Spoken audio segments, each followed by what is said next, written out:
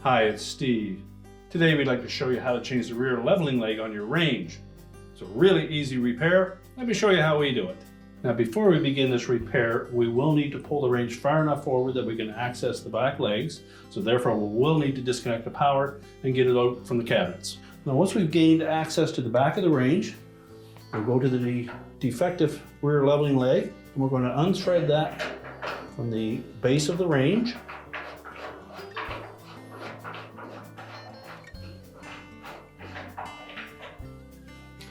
Now if the metal portion of that frame is damaged where that leg threads into place, you need to try to straighten that out with your pliers.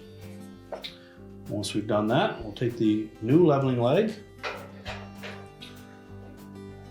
and you should be able to easily thread that in by hand. If it's going in quite snug, you may want to check that metal to make sure that it is not distorted too badly, and straighten it with your pliers.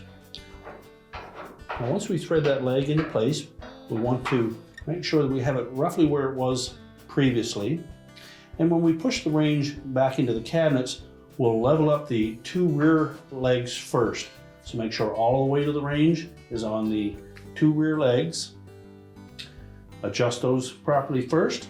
And once we've done that, we can level it up from the front.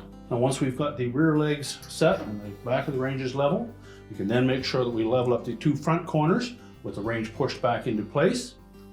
Make sure to reconnect the power and your repair is complete.